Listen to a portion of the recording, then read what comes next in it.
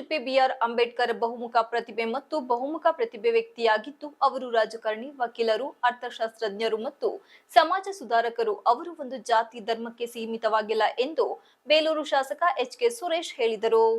ಪಟ್ಟಣದ ನೆಹರು ನಗರದ ತಾಲೂಕು ಕಚೇರಿ ಆವರಣದಲ್ಲಿ ತಾಲೂಕು ಆಡಳಿತ, ರಾಷ್ಟ್ರೀಯ ಹಬ್ಬಗಳ ಆಚರಣಾ ಸಮಿತಿ ಮತ್ತು ಸಮಾಜ ಕಲ್ಯಾಣ ಇಲಾಖೆಯ ಸಹಯೋಗದೊಂದಿಗೆ ನಡೆದ ಡಾಕ್ಟರ್ ಬಿಆರ್ ಅಂಬೇಡ್ಕರ್ 134ನೇ ಜಯಂತಿ ಕಾರ್ಯಕ್ರಮದ ಉದ್ಘಾಟನೆ ನಡೆಸಿ ಮಾತನಾಡಿದ ಅವರು, ದಲಿತ ಬೌದ್ಧ ಚಳವಳಿಯ ಇಂದಿನ ಪ್ರಮುಖ ಶಕ್ತಿಯು ಅಂಬೇಡ್ಕರ್ ಆಗಿದ್ದರು. ಇದಲ್ಲದೆ ಆ ಸಮಯದಲ್ಲಿ ಭಾರತೀಯ ಸಮಾಜದಲ್ಲಿ ಅಸ್ತಿತ್ವದಲ್ಲಿದ್ದ ಅಸಂಖ್ಯಾತ ಅಸಮಾನತೆಯನ್ನು ಎದುರಿಸಲು ಈ ವ್ಯಕ್ತಿ ಬದ್ಧರಾಗಿದ್ದರು.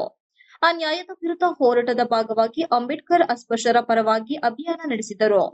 ಭಾರತ ಸ್ವತಂತ್ರದ ನಂತರ ಅವರು ದೇಶದ ಮೊದಲ ಕಾನೂನು ಮತ್ತು ನ್ಯಾಯ ಸಚಿವರಾದರು. ಎಲ್ಲದಕ್ಕಿಂತ ಹೆಚ್ಚಾಗಿ ಭಾರತದ ಸಂವಿಧಾನ ಅಂಬೇಡ್ಕರ್ ಪ್ರಮುಖ ವ್ಯಕ್ತಿಯಾಗಿದ್ದಾರೆ ಎಂದ ಅವರು, ದೇಶ ಶೋಷಿತರು, ದಮನಿತರಿಗೆ ಸಂವಿಧಾನ ಆಶ್ರಯವಾಗಿದೆ. ಅಂಬೇಡ್ಕರ್ ನೀಡಿದ ಭಿಕ್ಷೆಯಿಂದಲೇ ನಮ್ಮಂತವರು ಶಾಸಕಾಂಗದಿಂದ ಇರಲು ಸಾಧ್ಯವಿದ್ದರು. ಕೊಟ್ಟಿರತಕ್ಕಂತ ಸಂವಿಧಾನದಲ್ಲಿ ತಪ್ಪಿದ್ರೆ ಅದನ್ನ ತಿದ್ದುಕೊಳ್ಳಿ, ಸರಿ ಇದ್ರೆ ಅದನ್ನ ಸರಿಪಡಿಸಿ ಅಂತಕ್ಕಂಥದ್ದನ್ನ ತುಂಬಾ ಅರ್ಥಗರ್ಭಿತವಾಗಿ ಡಾಕ್ಟರ್ ಬಾಬಾ ಸಾಹೇಬ್ ಅಂಬೇಡ್ಕರ್ ಅವರು ಹೇಳಿದ್ದಾರೆ. ಕೇವಲ 60-64 ವರ್ಷ ಬದುಕಿದ್ದಂಥವರು ಇಡೀ ಸಮಾಜಕ್ಕೆ, ಇಡೀ ದೇಶ 140 ಕೋಟಿ ಜನ ಇವತ್ತು ನೆಮ್ಮದಿಯಿಂದ ನಿಟ್ಟುಸಿರಿನಿಂದ ಜೀವನವನ್ನ ಮಾಡ್ತಾ ಇದ್ದಾರೆ ಅಂದ್ರೆ ಅದಕ್ಕೆ ಮೂಲ ಕಾರಣ ಡಾಕ್ಟರ್ ಬಾಬಾ ಸಾಹೇಬ್ ಅಂಬೇಡ್ಕರ್ ಅವರು ಅಂತಕ್ಕಂಥದ್ದನ್ನ ನಾವು ಹೆಮ್ಮೆಯಿಂದ ಹೇಳ್ತಕ್ಕಂಥ ಕೆಲಸವನ್ನ ಮಾಡಬೇಕು. ಬಹುಶಃ ಇವತ್ತು ನನಗೆ ತುಂಬಾ ಆಶ್ಚರ್ಯ ಆಗುತ್ತೆ. ಬಾಬಾ ಸಾಹೇಬ್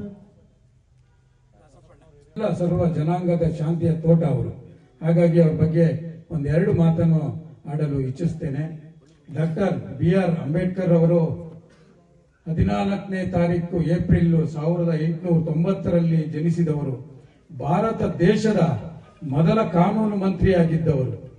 ಅಂಬೇಡ್ಕರ್ ಅವರು ವಿಶ್ವ ಮಟ್ಟದಲ್ಲೇ ಸಾಧನೆಯನ್ನು ಮಾಡಿದವರು. ಇವರ ಈ ಸಾಧನೆಗೆ ಇಡೀ ಜಗತ್ತೇ ತಲೆಬಾಗಿದೆ.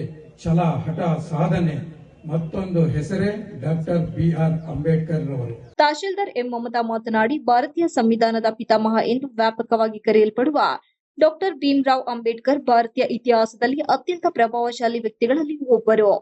ಭಾರತದ ಕಾನೂನು ಮತ್ತು ಸಾಮಾಜಿಕ ಚೌಕಟ್ಟನ್ನು ರೂಪಿಸುವಲ್ಲಿ ಅವರ ಕೊಡುಗೆಗಳು ದೇಶಾದ್ಯಂತ ಲಕ್ಷಾಂತರ ಜನರಿಗೆ ಸ್ಫೂರ್ತಿ ನೀಡುತ್ತಲೇ ಇವೆ. ಪ್ರತಿ ವರ್ಷ ಅಂಬೇಡ್ಕರ್ ಜಯಂತಿ ಎಂದು ಕರೆಯಲ್ಪಡುವ ಅವರ ಜನ್ಮದಿನವನ್ನು ಭಾರತದಾದ್ಯಂತ ಬಹಳ ಹೆಮ್ಮೆ ಮತ್ತು ಗೌರವದಿಂದ ಆಚರಿಸಲಾಗುತ್ತದೆ. ಸಮಾನತೆ, ನ್ಯಾಯ ಮತ್ತು ಅಂಚಿನಲ್ಲಿರುವ ಸಮುದಾಯಗಳ ಹಕ್ಕುಗಳಿಗಾಗಿ ಅವರ ನಿರಂತರ ಹೋರಾಟವನ್ನು ಗೌರವಿಸುತ್ತದೆ. ಅವರು ನೀಡಿದ ಆದರ್ಶ ಮತ್ತು ಬದುಕು ನಮಗೆ ದಾರಿದೀಪವಾಗಬೇಕಿದೆ. ನಮ್ಮಂತ ಮಹಿಳೆಯರಿಗೆ ಸಮಾನತೆ ನೀಡಿದ ಮಹಾನ್ ನಾಯಕರು ಎಂದರು. ದಲಿತರು ಅವ್ರಿಗೆ ಮಾತ್ರ ಸೀಮಿತ ಮಾಡಲಿಲ್ಲ, ಒಂದು ಸಂವಿಧಾನವನ್ನ ರಚನೆ ಮಾಡಿ ಎಲ್ಲಾ ವರ್ಗದಲ್ಲಿ ಕೂಡ ಎಲ್ಲಾ ವರ್ಗದವ್ರಿಗೂ ಕೂಡ ಅವಕಾಶ ಮಾಡಿಕೊಟ್ಟಂತಹ ಮಹಾನ್ ವ್ಯಕ್ತಿತ್ವ. ಕೇವಲ ಎಲ್ಲಾ ವರ್ಗದವ್ರಿಗೆ ಮಾತ್ರ ಅಲ್ಲ, ವಿಶೇಷವಾಗಿ ನಾವು ಹೇಳಲೇಬೇಕು ಅಂತ ಹೇಳಿದ್ರೆ ಮಹಿಳೆಯರಿಗೆ. ನಾವೆಲ್ಲ ಇಲ್ಲಿ ಕೂತ್ಕೊಂಡಿದೀವಿ, ನಮ್ಗೆಲ್ಲ ಅವಕಾಶಗಳು ಸಿಕ್ಕಿದೆ. ಅದು ಮತದಾನದ ಅವಕಾಶ ಆಗಿರ್ಬೋದು, ಯಾವ್ದಾದ್ರು ಕ್ಷೇತ್ರದಲ್ಲಿ ನಾವು ಭಾಗವಹಿಸೋದ ಆಗಿರ್ಬೋದು, ಅಥವಾ ಪುರುಷರ ಸಮಾನಕ್ಕೆ ನಾವು ನಿಂತ್ಕೋತಾ ಇದೀವಿ ಅಂತ ಹೇಳಿದ್ರೆ ಅದಕ್ಕೆಲ್ಲ ನಾವು ಚಿರಋಣಿ ಆಗ್ಬೇಕಾಗಿರೋದು ನಮ್ಮ ಬಾಬಾ ಅವ್ರಿಗೆ. ಹಾಗಾಗಿ ನಾವು ಪ್ರತಿಯೊಬ್ರು ಕೂಡ ಯಾವುದೇ ಒಬ್ರು ದಲಿತರು, ಶೋಷಿತರು ಅನ್ನೋದಕ್ಕೆ ಮಾತ್ರ ಸೀಮಿತ ಮಾಡ್ಕೊಳ್ತೇವೆ. ಪ್ರತಿಯೊಬ್ರು ಕೂಡ ನಾವು ಡಾಕ್ಟರ್ ಬಿಆರ್ ಅಂಬೇಡ್ಕರ್ ಅವರ ಜಯಂತಿನ ಹಬ್ಬದ ರೀತಿ ನಾವು ಆಚರಣೆ ಮಾಡ್ಬೇಕು ಅಂತ ಹೇಳ್ತಾ ನಾವೆಲ್ಲರೂ ಅವ್ರಿಗೆ ಚಿರಋಣಿ ಆಗೋಣ. ಕಾರ್ಯಕ್ರಮದಲ್ಲಿ CPI Revanna, EO Vasanthakumar, BEO Rajegowda, ಮಾಜಿ ಜಿಲ್ಲಾ ಪಂಚಾಯತ್ ಅಧ್ಯಕ್ಷ ಇಂದಿರಾ ಧರ್ಮಪ್ಪ, ತಾಲೂಕು ಪಂಚಾಯಿತಿ ಮಾಜಿ ಸದಸ್ಯರಾದ ಪರ್ವತಯ್ಯ, ಮಂಜುನಾಥ್, ಪುರಸಭಾ ಸದಸ್ಯ ಜಮಾಲುದ್ದೀನ್, ಮುಖ್ಯ ಅಧಿಕಾರಿ ಸುಜಯ್ ಕುಮಾರ್, ಕರವೇ ಚಂದ್ರಶೇಖರ್, ಬಳ್ಳೂರು ಉಮೇಶ್, ಉಪನ್ಯಾಸಕ ಟಿಡಿ ತಮ್ಮಣ್ಣಗೌಡ, ಮುಖಂಡರಾದ ಮರಿಯಪ್ಪ, ತೆಂಡೆಕೆರೆ ರಮೇಶ್, ನಿಂಗರಾಜ್, ಎಂಜಿ ವೆಂಕಟೇಶ್, ಮಂಜುನಾಥ್ ಸೇರಿದಂತೆ ಇನ್ನು ಮುಂತಾದವರು ಹಾಜರಿದ್ದ ಕಾರ್ಯಕ್ರಮದ ನಿರೂಪಣೆಯನ್ನು ಲಕ್ಷ್ಮೀನಾರಾಯಣ್ ನಡೆಸಿಕೊಟ್ಟರು. Ganesh, TV 46 Malenadu news, Belur.